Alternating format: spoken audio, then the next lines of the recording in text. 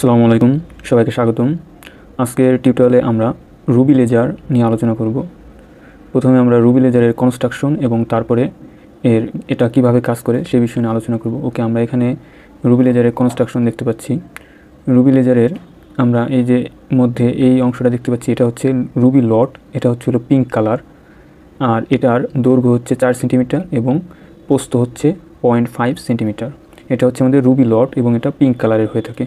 এবং এই রুবি লডের দুপাশে আমরা দেখতে পাচ্ছি এটা হচ্ছে হলো রেজোন্যান্ট ক্যাভিটি তৈরির জন্য এটা দেওয়া হয়েছে। এটা হচ্ছে হলো আমাদের ফুললি রিফ্লেক্টেড মিরর অর্থাৎ ইন্ট, আর এটা হচ্ছে হলো পার্শিয়ালি রিফ্লেক্টেড ইন্ট।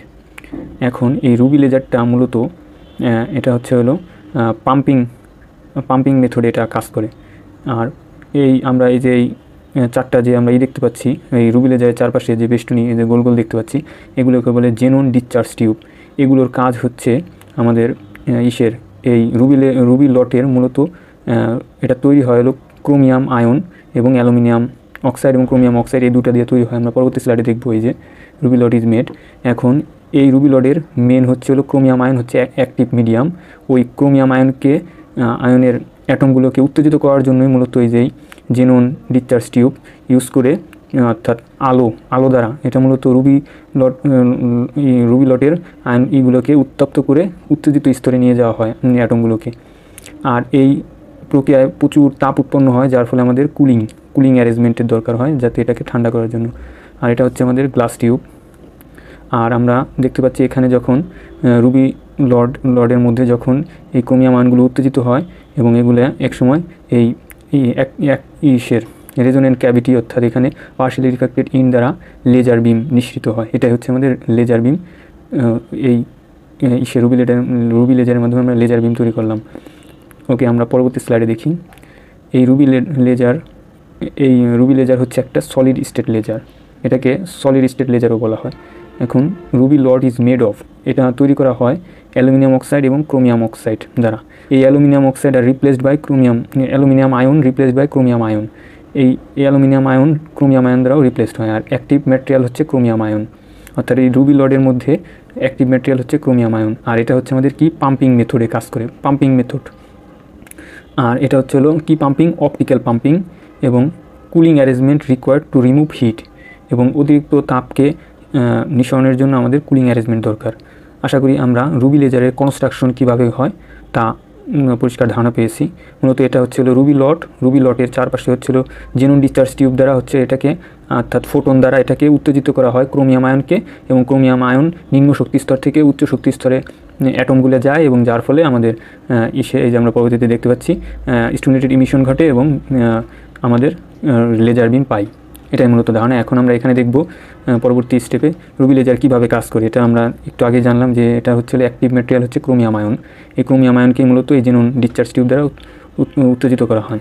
এখন এখানে লেজারের ক্রোমিয়াম আয়ন কীভাবে কাজ করে সেটা আমরা দেখি। এখানে আমরা দেখতে পাচ্ছি energy level E1, E2, E3, অর্থাৎ এটা আমাদের 3 লেভেল লেজার সিস্টেম। আমরা পিছনের ভিডিওতে যা ইতিমধ্যে আলোচনা করেছি।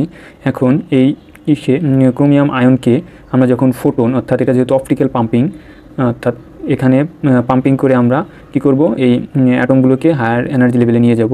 এখন এখানে নেওয়ার ফলে এখানে কি হবে, স্পন্টেনিয়াস ইমিশন, অর্থাৎ এই অ্যাটমগুলো এখানে স্বল্প সময় অবস্থান করবে এবং স্পন্টেনিয়াস ইমিশনের ফলে আপনি এই পরবর্তী স্টেজে চলে আসবে। এটা হচ্ছে এনার্জি লেভেল E2। এখন এটা হচ্ছে মেটাবলিক স্টেট, অর্থাৎ এখানে 10⁻³ সেকেন্ড অ্যাটমগুলো স্টে করবে, এবং এখানে আমাদের কি পপুলেশন ইনভার্সন নিশ্চিত হবে। পপুলেশন ইনভার্সন কি, অর্থাৎ এনার্জি লেভেল E1 এর থেকে অ্যাটম সংখ্যা এনার্জি লেভেল E2 এর বেশি থাকা হচ্ছে পপুলেশন ইনভার্সন, এবং পপুলেশন ইনভার্সন ইনশিওর হওয়ার ফলেই আমাদের স্পন্টেনিয়াস ইমিশন ঘটবে, এবং যার ফলে আমরা লেজার বিম পাবো। অর্থাৎ এই যে স্পন্টেনিয়াস ইমিশন ঘটছে এবং এখানে আমরা 6943 অ্যামস্ট্রং পাইছি তরঙ্গ দৈর্ঘ্যের আমরা লেজার বিম পেয়েছি। অর্থাৎ তাহলে আমরা এটা দেখতে পেলাম 3 level laser emission operates in pulse mode. আর আরেকটা কথা, এখানে যেহেতু আমাদের হচ্ছে পপুলেশন ইনভার্সন আমাদের কি এনার্জি লেভেল E1 এবং E2 মধ্যে ইনশিওর হচ্ছে।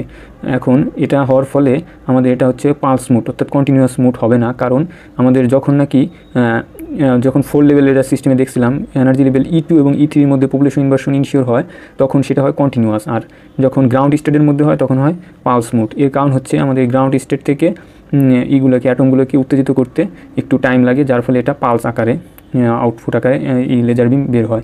এবং ইফিসিয়েন্সি ইজ ভেরি লেস, এই লেজার বিমের ইফিসিয়েন্সি অর্থাৎ কর্মদক্ষতা খুব কম। আশা করি আমরা এই রুবি লেজারের প্রথমে আমরা কী দেখলাম, কনস্ট্রাকশন কীভাবে গঠন হয় এবং এটার আমরা দেখলাম রুবি লেজার কীভাবে কাজ করে। এখন আমরা রুবি লেজারের কিছু অ্যাপ্লিকেশন দেখব। এই লেজার ইউজ ইন ল্যাবরেটরি এক্সপেরিমেন্টে ইউজ করা হয় ফর সোল্ডারিং অ্যান্ড ওয়েল্ডারিং, এসব কাজে ব্যবহার করা হয়। Used for drill fine holes in a brittle material, used in interferometry and হলোগ্রাফিতেও এটা ব্যবহার করা হয়। Used in light detection and ranging application. এগুলো হচ্ছে রুবি লেজারের অ্যাপ্লিকেশন। আশা করি রুবি লেজারের সম্বন্ধে সবাই পরিষ্কার ধারণা পেয়েছেন। ধন্যবাদ সবাইকে। ভিডিওটি ভালো লাগলে থাকলে সাবস্ক্রাইব করবেন। আসসালামু আলাইকুম।